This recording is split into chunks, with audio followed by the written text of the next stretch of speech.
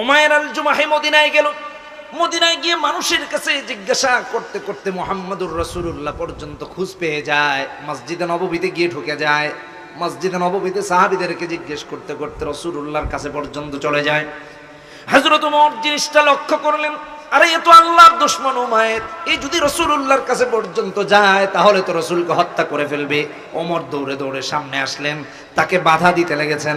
রাহমাতুল লিল আলামিন নবী ডাক দিয়ে বলেন, ওমর বাধা দিও না, উমাইরকে আমি নবীজির সামনে আসতে দাও। কোন অবস্থায় নবীজি তার সামনে আসতে দিয়েছেন একটু চিন্তা করেন। যখন আমার আল্লাহ জানায় দিয়েছেন নবীজিকে, অগো নবীজি, উমাইর কিন্তু উন্মুক্ত তরবারি, খুশমুক্ত তরবারি গলার মাঝে বেঁধে বেঁধে তুমি মুহাম্মদকে হত্যার ষড়যন্ত্রে লিপ্ত হয়ে মদিনায় যায়। নবীজি জানার পরেও উমাইরকে সামনে আসতে দিয়েছেন। নিশ্চিত শত্রু জানার পরেও সামনে আসতে দিয়েছেন। ওমর বাধা দিও না, আসতে দাও আমার কাছে। রাসূল জিজ্ঞেস করলেন, উমাইর হঠাৎ তুমি এখানে?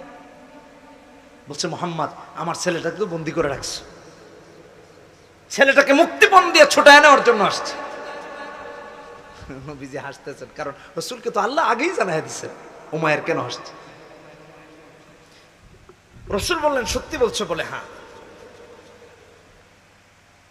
নবীজি বললেন, আচ্ছা তুমি বলো তো, মুক্তিপণ দিয়ে ছেলেকে ছুটিয়ে নেওয়ার জন্য আসছো, অথচ তোমার গলায় খাপ মুক্ত তরবারি ঝোলানো, ব্যাপার কি? মুহাম্মদ সাওয়ারি থেকে দ্রুত নেমে এটা আর ভিতরে ঢুকাইতে মনে নাই, চলে আসছে। রাসূলের সামনে দাঁড়িয়ে কত বড় মিথ্যা কথা!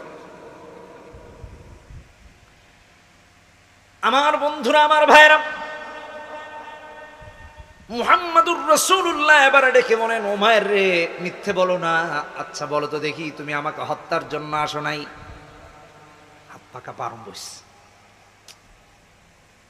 এই খবর যদি নবী জানেন তাহলে ওর মাথায় তো গর্দান আর এক থাকে না, ওর গর্দান থেকে মাথা আলাদা হয়ে যায়। নবীজি ডেকে বলেন, উমাইর, মক্কা থেকে তুমি আমাকে হত্যা করার জন্য এখানে এসেছো।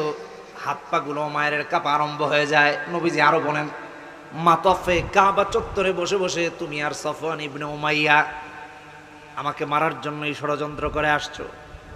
তোমার স্ত্রী, তোমার সন্তানদের ভরণ পোষণের দায়িত্ব নিয়েছে সফওয়ান ইবনে উমাইয়া, এবং তোমার ঋণ পরিশোধের জিম্মাদারিও সে নিয়ে নিয়েছে। উমাইরের হাত পা গুলো কাঁপা আরম্ভ হয়ে গেছে। যখন কিনা সাহাবীদের সামনে রাসূলুল্লাহ জানায়া দিলেন রাসূলকে হত্যা করার জন্য উমাইর এসেছে, কিন্তু রাহমাতুল লিল আলামিন নবীর চরিত্রটা কত সুন্দর। নির্ঘাত শত্রু জানার পরেও রাসূলুল্লাহ হত্যার হুমকি দেন নাই, হত্যার নির্দেশও দেন নাই। কত সুন্দর করে সৎ আচরণ করতেছেন তার সাথে। উমাইর চিন্তায় পড়ে গেল আর ভাবতে লাগলো, আমার আর সফওয়ানের দুইজনের মাঝের কথা তিনি যদি সত্য নবী না হতেন কখনো জানার ক্ষমতা তার ছিল না। রাসূলুল্লাহর মাথা থেকে আলাদা করার জন্য দেহকে যেই কাফের এসেছে, সেই কাফের রাসূলুল্লাহর চরিত্র দেখে বলে, মুহাম্মদ আমি সাক্ষ্য দিয়ে বলছি তুমি আল্লাহর সত্য রাসূল, আমার কালেমা পড়ায়া মুসলমান বানায়া দাও। পড়েন লা ইলাহা ইল্লাল্লাহু মুহাম্মাদুর রাসূলুল্লাহ। আল্লাহু আকবার, জোরে বলেন আল্লাহু আকবার। এটাই ছিল রাসূলুল্লাহর চরিত্র। আমার ভাইরা, কাফেররা মুসলমান হয়ে গেছে, দলে দলে কাফেররা মুসলমান হয়ে গেছে রাসূলের চরিত্র দেখে। আর আপনি আর আমি কত বড় অকৃতজ্ঞ, যাদের জন্য রাসূল দিন নাই রাত নাই কেঁদেছেন। দুঃখের সাথে বলতে হয় যে এই মক্কার অলিতে গলিতে দিন কায়েমের জন্য রাসূলুল্লাহ জিহাদ করেছেন, কষ্ট করেছেন, রক্তে রঞ্জিত হয়েছেন। সেই দেশে এখন সিনেমা চালু হচ্ছে, সিনেমা চালু হচ্ছে, নারীদেরকে রাস্তায় নামিয়ে দেওয়া হচ্ছে। এর চেয়ে জঘন্য কাজ, এর চেয়ে রাসূলুল্লাহকে কষ্ট দেওয়ার মতো আর জঘন্য কোনো কাজই হইতে পারে না। কিভাবে এগুলা হয় গিয়ে দেখেন আপনারা কোন দিকে হাঁটতেছে মক্কা, কোথায় যাচ্ছে মদিনার পরিবেশ।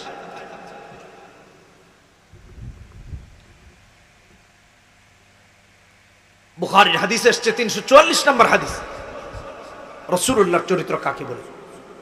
এই জন্য আল্লাহ কোরআনে আয়াত নাযিল করেছেন সূরা কলম 4 নম্বর আয়াত। আল্লাহ বলতে গিয়ে বলছেন ওয়া ইন্নাকা লাআলা খুলুকিন আযীম, উন্নত মহৎ চরিত্রের উপর রাসূলুল্লাহ অধিষ্ঠিত, তার চেয়ে মহান চরিত্র আর কারো নাই। বুখারীর 344 নম্বর হাদিসে আসছে বিশাল ঘটনা, আমি সংক্ষেপে বলি। রাসূলুল্লাহ সফরে বের হয়েছেন, সাথে সাহাবীরা। সফরে বের হওয়ার পর প্রচন্ড রোদ, সাহাবীদের তৃষ্ণা লেগেছে, পানির পিপাসা লেগেছে। সাহাবীরা রাসূলকে জানালেন, ইয়া রাসূলুল্লাহ, পানির পিপাসা লেগেছে। ডানে বামে অনেক পানি খোঁজাখুঁজি হলো, কোথাও পানি নাই। রাহমাতুল লিল আলামিন নবী এক জায়গায় তাবু ফেললেন, সবাইকে বিশ্রামের জন্য সময় দিলেন। আর হযরত আলীকে সাথে একজন দিয়ে বললেন, আলী যাও, পানি কোথায় আছে দেখো। হযরত আলী রাসূলুল্লাহর নির্দেশ পালন করে পানি তালাশে বের হয়ে গেছেন। কিছু দূর যাওয়ার পরে দেখেন একজন মহিলা সওয়ার হয়ে আছে, আরোহণ করছে সওয়ারির উপরে। তার কাছে পানি আছে বলে, তোমার কাছে পানি আছে নাকি? বলে হ্যাঁ আছে। কোথায় পানি পেয়েছো? মহিলা জবাব দে, আজকে তো আমি এখানে ঠিক গতকাল এই সময়ে যেখানে ছিলাম ওখানে পানি আছে। তার মানে অনেক দূর। হযরত আলী ডেকে বলেন, চলো তোমাকে নিয়ে মুহাম্মাদের কাছে যাই সাল্লাল্লাহু আলাইহি ওয়াসাল্লাম।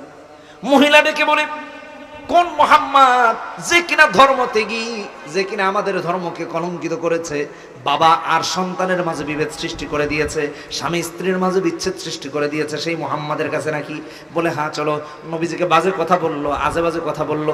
সাহাবীরা রাসূলুল্লাহর কাছে তাকে নিয়ে যেতে যখন চাইলেন, মহিলাটি বলে, দেখো মুহাম্মাদের কাছে গেলে তার প্রাণ নাশের ভয় পাইলো।